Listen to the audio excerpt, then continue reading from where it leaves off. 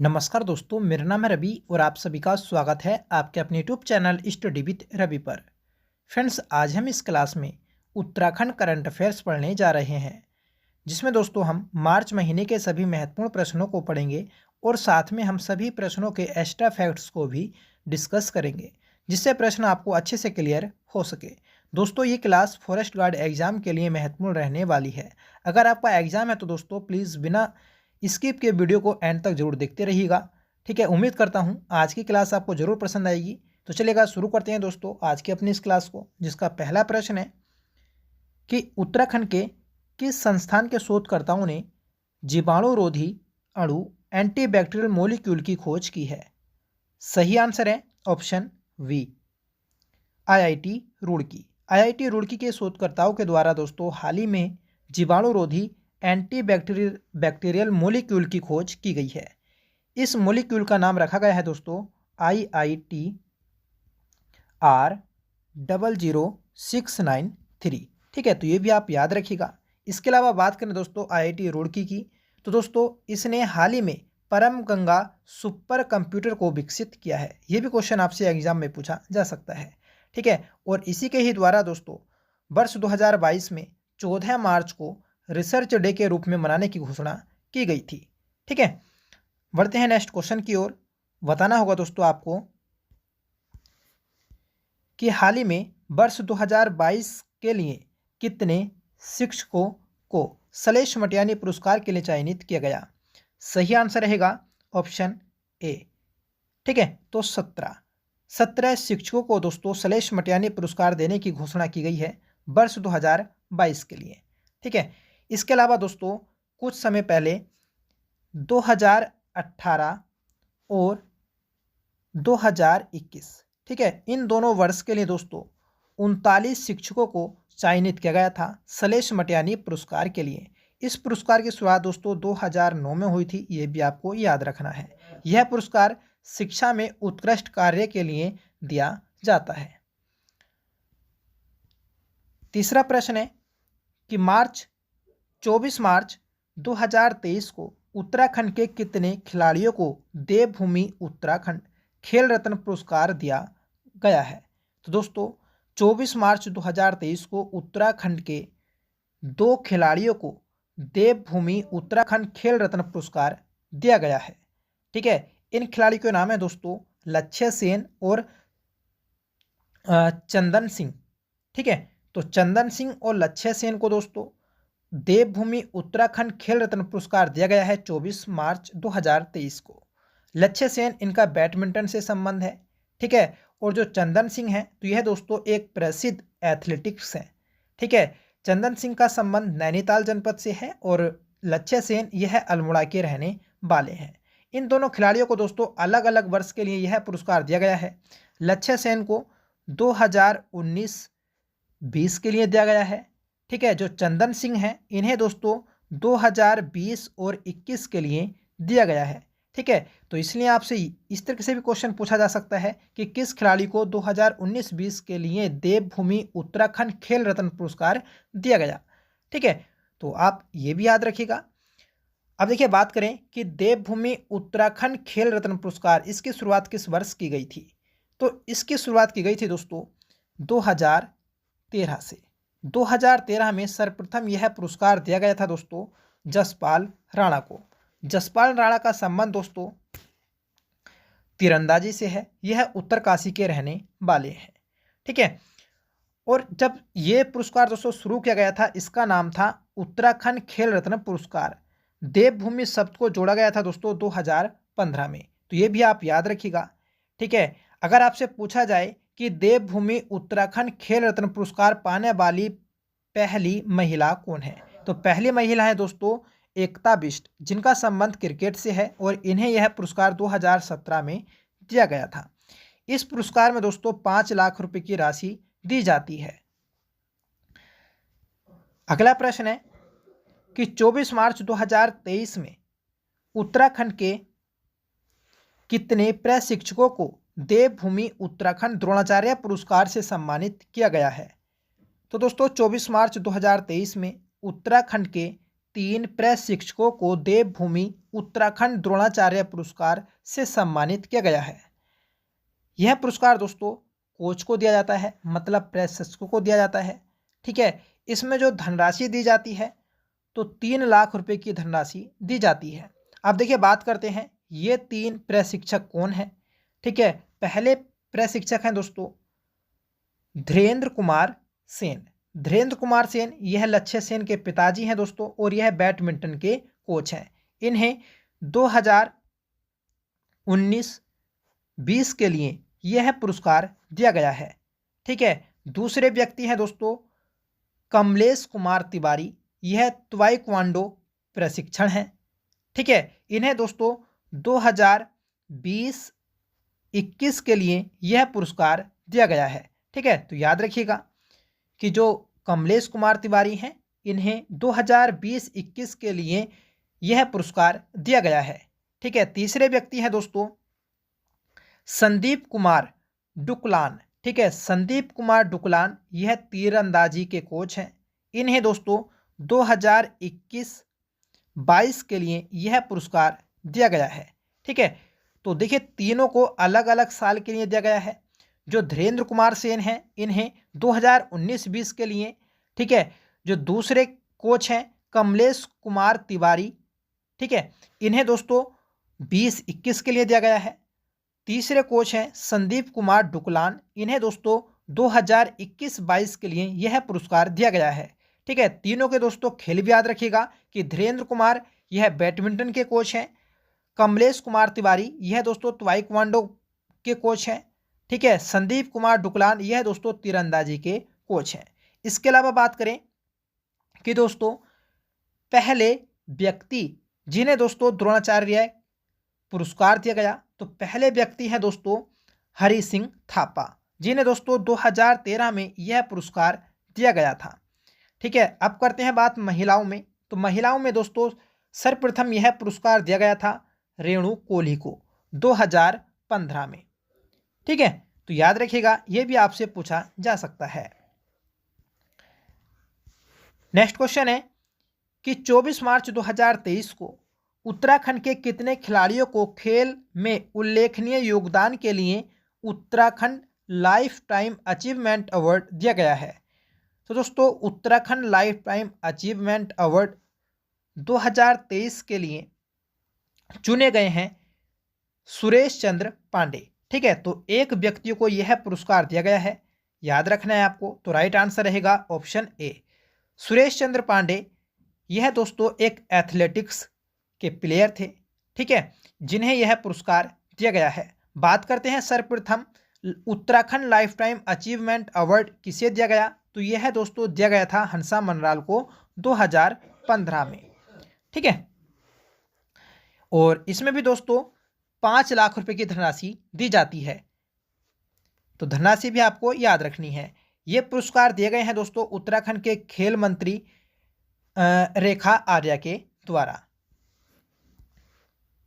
छठा प्रश्न है कि वर्ष 2024 में 38वें राष्ट्रीय खेलों का आयोजन किस राज्य में किया जाएगा। तो वर्ष 2024 में दोस्तों 38वें राष्ट्रीय खेलों का आयोजन किया जाएगा उत्तराखंड राज्य में। तो राइट आंसर रहेगा ऑप्शन ए। ठीक है, इससे पहले दोस्तों जो 37वें और 36वें राष्ट्रीय खेल हुए हैं, तो ये भी आपको याद रखने हैं कि जो 37वें राष्ट्रीय खेल हुए हैं दोस्तों, तो यह गोवा में हुए हैं।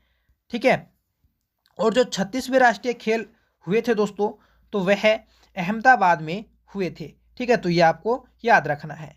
अब देखिए बात करते हैं कि जो 36वें राष्ट्रीय खेल हुए थे, तो इसमें उत्तराखंड ने कुल कितने पदक जीते थे। तो 36वें राष्ट्रीय खेलों में दोस्तों उत्तराखंड ने 18 पदक जीते थे। ठीक है, और उत्तराखंड की रैंक रही थी दोस्तों पूरे भारत में 26वीं रैंक। तो ये भी आपको याद रखना है। कुल 1 गोल्ड मेडल जीता था उत्तराखंड ने। अगला प्रश्न है राष्ट्रीय सुदूर संवेदी केंद्र की हाल ही में जारी भूस्खलन मानचित्र रिपोर्ट में राज्य का कौन सा जिला देश में भूस्खलन से सर्वाधिक प्रभावित जिला है। तो राइट आंसर रहेगा ऑप्शन ए रुद्रप्रयाग। रुद्रप्रयाग दोस्तों पूरे भारत में भूस्खलन से प्रभावित होने वाला जिला है। यह रिपोर्ट जारी की गई है राष्ट्रीय सुदूर संवेदी केंद्र के द्वारा, जिसकी स्थापना 1966 में की गई है। इसका मुख्यालय दोस्तों देहरादून में है, यह आपको याद रखना है। यह दोस्तों इसरो की एक संस्था है। ठीक है, इसमें बताया गया है दोस्तों जो दूसरा जिला है तो वह टिहरी जिला है। ठीक है, तीसरा जिला है दोस्तों त्रिचूर, जो केरल राज्य का एक जिला है। तो पहला जिला रुद्रप्रयाग, दूसरा जिला टिहरी और तीसरे स्थान पर है जिला दोस्तों त्रिचूर, जो केरल का एक जिला है। बढ़ते हैं नेक्स्ट क्वेश्चन की ओर। ठीक है, बताना है आपको कि राज्य स्तरीय पलायन सर्वेक्षण अंतरिम रिपोर्ट के अनुसार किस जिले में सबसे अधिक स्थायी पलायन हुआ है। तो यह पलायन हुआ है दोस्तों अल्मोड़ा जनपद में। राइट आंसर रहेगा ऑप्शन सी। ठीक है, इसे दोस्तों जो जारी किया है तो जारी किया गया है दोस्तों उत्तराखंड ग्राम्य विकास एवं निवारण पलायन आयोग के द्वारा। जो दोस्तों पलायन आयोग बना था 2017 में, इसी का नया नाम है। पलायन आयोग का जो दोस्तों अध्यक्ष होता है तो वह वर्तमान में जो मुख्यमंत्री होता है तो वही इसका अध्यक्ष होता है, ये आपको याद रखना है। ठीक है, इसका मुख्यालय दोस्तों पौड़ी में है, ये भी आपको याद रखना है। ये रिपोर्ट जो जारी की गई थी सर्वप्रथम तो वर्ष 2018 में जारी की गई थी। ठीक है, 2011 से लेकर 2018 तक के लिए। दूसरी बार जो जारी की गई है तो यह दोस्तों 2023 में जारी की गई है। ठीक है, 2018 से लेकर 2022 तक के लिए। पहले जो था दोस्तों सर्वाधिक पलायन होता था पौड़ी गढ़वाल में, अब जो होता है दोस्तों तो वह स्थायी पलायन होता है अल्मोड़ा जनपद में। ठीक है, अल्मोड़ा जनपद की भी दोस्तों दो तहसीलें हैं, ब्लॉक हैं, ताड़ी खेत ब्लॉक और दोस्तों द्वारहाट ब्लॉक। यहाँ से दोस्तों सर्वाधिक स्थायी पलायन हुआ है। सबसे कम दोस्तों स्थायी पलायन जो हुआ है तो वह उधम सिंह नगर और देहरादून जनपद में हुआ है, ये भी आपको याद रखना है। ठीक है, और दोस्तों इसी रिपोर्ट में बताया गया है कि उत्तराखंड को रोज लगभग 230 व्यक्ति छोड़ते हैं। मतलब जो स्थायी पलायन हो रहा है दोस्तों तो प्रतिदिन 230 लोगों के द्वारा किया जा रहा है। ये भी रिपोर्ट दोस्तों इसी सर्वेक्षण में जारी की गई है। नेक्स्ट क्वेश्चन है, राज्य सरकार ने जलवायु परिवर्तन के लिए पहली बार पूंजीगत व्यय का कितने प्रतिशत धनराशि खर्च करने का प्रावधान किया है। सही आंसर है ऑप्शन ए 0.5%।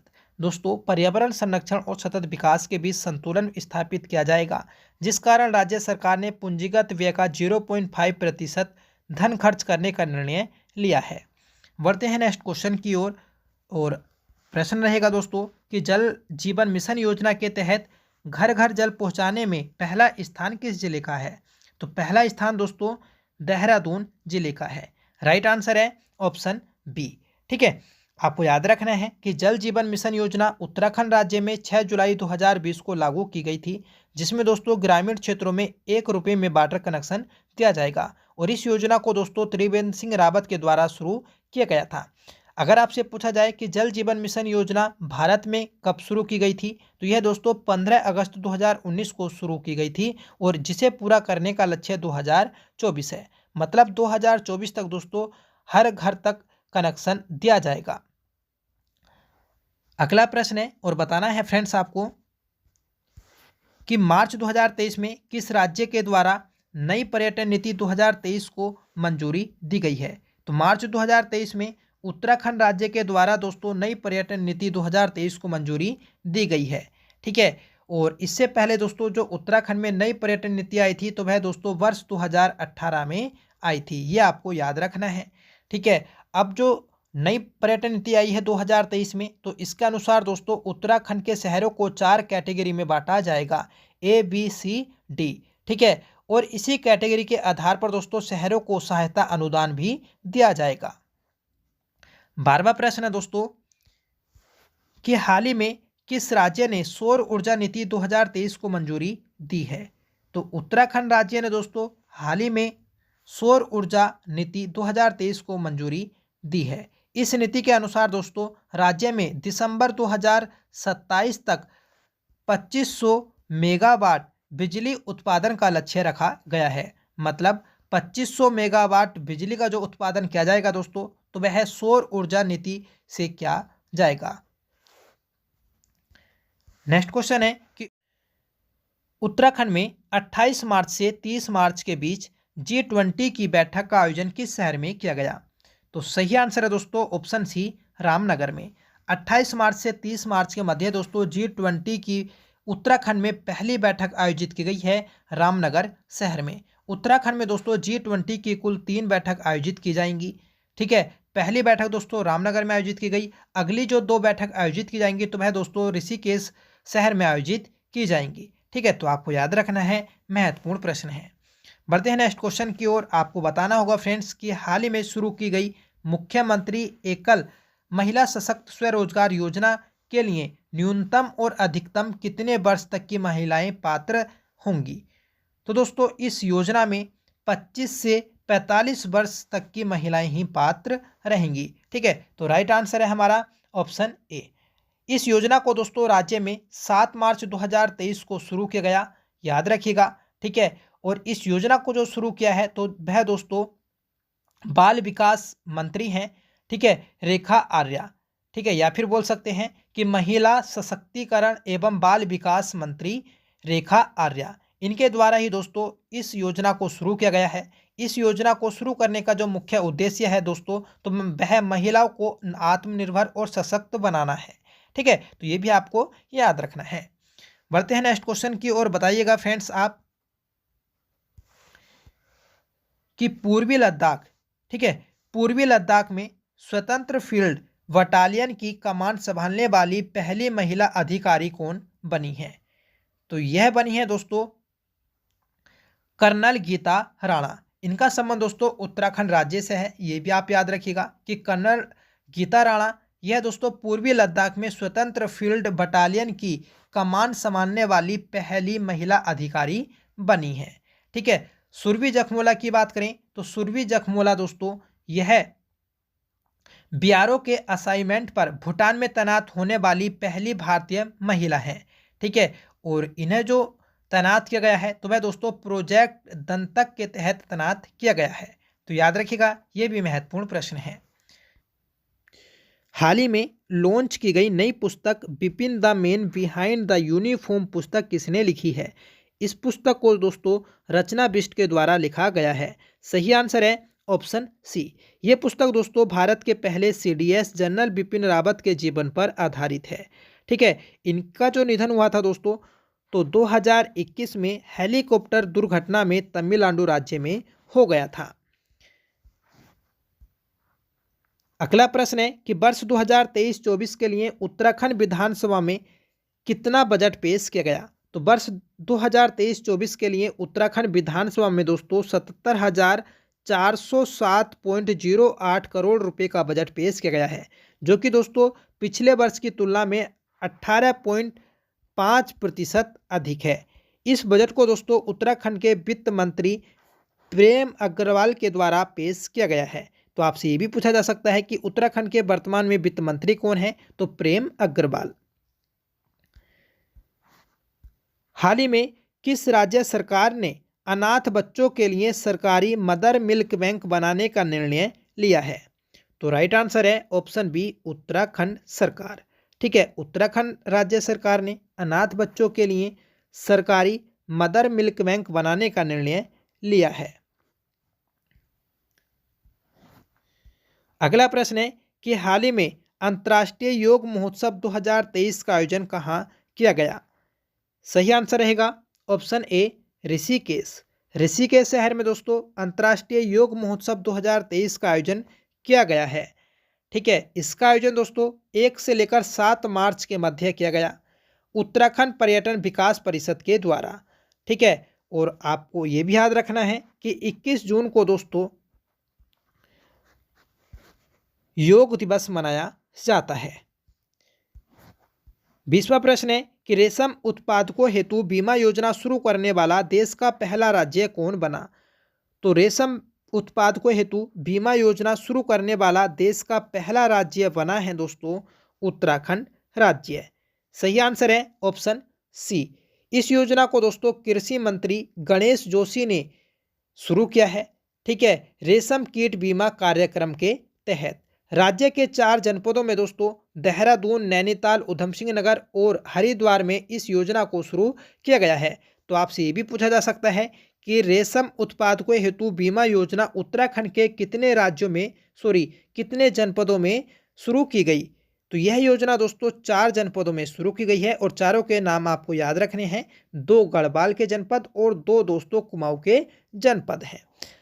अगर आपसे पूछ लिया जाए कि उत्तराखंड में रेशम उत्पादन किस राजा के द्वारा शुरू किया गया था, तो दोस्तों जो इंद्रचंद था, ठीक है, चंद वंश के समय, तो उसके द्वारा दोस्तों इसका उत्पादन शुरू किया गया था। ठीक है, ये भी आपको याद रखना है। चंद वंश का चौथा राजा था इंद्रचंद। ठीक है, और रेशम उत्पादन से संबंधित दोस्तों एक प्रथा शुरू की थी उसने, पट रंगवली प्रथा, जो दोस्तों एक झूठ बोलने पर आधारित प्रथा थी। ठीक है, 21वां प्रश्न है कि हाल ही में प्रथम अंतर्राष्ट्रीय पशु चिकित्सा और आयुर्वेद संगोष्ठी कहाँ आयोजित की गई। तो यह दोस्तों आयोजित की गई है ऋषिकेश, हरिद्वार में। ठीक है, तो मेन प्लेस है दोस्तों ऋषिकेश। ठीक है, जो ऋषिकेश दोस्तों हरिद्वार में आता है, तो वहाँ पर ही दोस्तों अंतर्राष्ट्रीय पशु चिकित्सा और आयुर्वेद संगोष्ठी का आयोजन किया गया है। 22वां प्रश्न है, राज्य में 3 मार्च को कहाँ 3 दिवसीय बसंत उत्सव का उद्घाटन किया गया। तो दोस्तों इसका उद्घाटन किया गया है देहरादून शहर में। तो सही आंसर है ऑप्शन ए। ठीक है, इसका उद्घाटन किया दोस्तों गुरमीत सिंह के द्वारा, जो उत्तराखंड के वर्तमान में राज्यपाल हैं। 23वां प्रश्न है कि किस राज्य में देश का पहला इलेक्ट्रॉनिक तीर्थ यात्रा कॉरिडोर बनाया जा रहा है। तो देश का पहला तीर्थ यात्रा इलेक्ट्रॉनिक कॉरिडोर दोस्तों बनाया जा रहा है उत्तराखंड राज्य में। ठीक है दोस्तों, जो देश का पहला इलेक्ट्रॉनिक तीर्थ यात्रा कॉरिडोर है, इसके तहत दोस्तों जो 4 धाम यात्रा पर श्रद्धालु आएंगे, ठीक है, तो जो दोस्तों इलेक्ट्रॉनिक वाहनों से आते हैं, तो उनके द्वारा इन इलेक्ट्रॉनिक वाहनों को चार्ज करने के लिए इलेक्ट्रिक सर्किट स्पॉट बनाए जाएंगे, जिनके बीच की दूरी रहेगी दोस्तों 30 किलोमीटर। ये भी आपको याद रखना है। इससे क्या होगा दोस्तों, जो इलेक्ट्रॉनिक वाहन होते हैं उन्हें भी बढ़ावा मिलेगा। 24वां प्रश्न है कि काशी विश्वनाथ की तर्ज पर उत्तराखंड के किस तीर्थ स्थल का निर्माण किया जाएगा। तो सही आंसर है ऑप्शन ए, हर की पौड़ी, हरिद्वार। तो हर की पौड़ी दोस्तों हरिद्वार में स्थित है, जिसका पुनरुद्धार किया जाएगा काशी विश्वनाथ की तर्ज पर। अगर आपसे पूछा जाए दोस्तों हर की पौड़ी किसने बनवाई थी, तो यह दोस्तों भर्तृहरि की याद में, ठीक है, इसके भाई विक्रमादित्य ने बनवाई थी। ठीक है, और इसका पुनरुद्धार करवाया था अकबर का सेनापति था मान सिंह, तो उसके द्वारा दोस्तों हर की पौड़ी का पुनरुद्धार किया गया था। 25वां प्रश्न है कि कैंसर नियंत्रण बोर्ड की स्थापना करने वाला देश का पहला राज्य कौन सा है। तो देश का पहला राज्य है दोस्तों उत्तराखंड राज्य है, जो कैंसर नियंत्रण बोर्ड को स्थापित करेगा। 26वां प्रश्न है कि केंद्रीय बजट 2023-24 में केंद्र सरकार ने रेलवे के लिए कितनी धनराशि का प्रावधान किया है। तो सही आंसर है ऑप्शन बी, 5004 करोड़ का। तो 5004 करोड़ रुपए का दोस्तों प्रावधान किया है केंद्र सरकार ने उत्तराखंड राज्य में रेल विकास के लिए। 27वां प्रश्न है कि राज्य सरकार ने किस राज्य की तर्ज पर शिक्षकों के लिए ट्रांसफर एक्ट बनाया है। तो ट्रांसफर एक्ट दोस्तों हरियाणा राज्य की तर्ज पर बनाया गया है। मतलब हरियाणा राज्य में शिक्षकों का जिस प्रकार से ट्रांसफर किया जाता है, उसी प्रकार दोस्तों अब उत्तराखंड राज्य में भी किया जाएगा। 28वां प्रश्न है कि खेलो इंडिया यूथ गेम्स 2023 में उत्तराखंड का सभी राज्यों में कौन सा स्थान रहा है। तो खेलो इंडिया यूथ गेम्स 2023 का आयोजन किया गया है दोस्तों मध्य प्रदेश में, ये आपको याद रखना है। इसमें उत्तराखंड की जो रैंक रही है दोस्तों, तो वह 23वीं रैंक रही है, और कुल पदक जीते हैं दोस्तों उत्तराखंड ने 7। ये भी आपको याद रखना है। 1 स्वर्ण पदक है दोस्तों, ठीक है, 2 सिल्वर मेडल हैं, और 4 जो है दोस्तों तो वह है ब्रोंज मेडल हैं। तो ये भी आपको याद रखना है। अगला प्रश्न है दोस्तों कि किस संस्था की मदद से उत्तराखंड सरकार अगले 2 वर्षों में 50,000 पॉलीथीन हाउस बनाएगी? तो सही आंसर है ऑप्शन सी, नाबार्ड। नाबार्ड की मदद से दोस्तों उत्तराखंड सरकार 50,000 पॉलीथीन हाउस बनाएगी अगले 2 वर्षों में। नाबार्ड की स्थापना की बात करें तो 12 जुलाई 1982 में इसकी स्थापना की गई थी दोस्तों, शिव रमन समिति की सिफारिश पर। तीसरा प्रश्न है और लास्ट क्वेश्चन रहेगा आज की हमारी इस क्लास का कि उत्तराखंड में हाल ही में बनी मेरुगो फिल्म का संबंध किससे है? तो इस फिल्म का संबंध है दोस्तों पलायन से। ठीक है, और इस फिल्म के जो निर्देशक हैं तो वह दोस्तों राकेश गुण हैं। ठीक है, तो ये थे दोस्तों आज के हमारे 30 सेलेक्टेड और इम्पोर्टेंट क्वेश्चन। आज का आपका होमवर्क रहेगा कि उत्तराखंड बजट 2023-24 किसके द्वारा पारित किया गया? ठीक है, कमेंट करके इसका आंसर आपको बताना होगा कि सतपाल महाराज, पुष्कर सिंह धामी, प्रेम अग्रवाल, धन सिंह रावत। ठीक है, तो कमेंट करके दोस्तों इसका आंसर आपको जरूर बताना होगा और साथ में बताइए कि आज की क्लास आपको कैसी लगी। आई होप आपको पसंद आई होगी, क्योंकि दोस्तों सारे क्वेश्चन इंपॉर्टेंट और सिलेक्टेड थे। यही क्वेश्चन आपके एग्जाम में पूछे जाने हैं। ठीक है, तो मिलते हैं दोस्तों नेक्स्ट क्लास के साथ। तब तक के लिए bye. Thank you so much for watching. जय हिंद।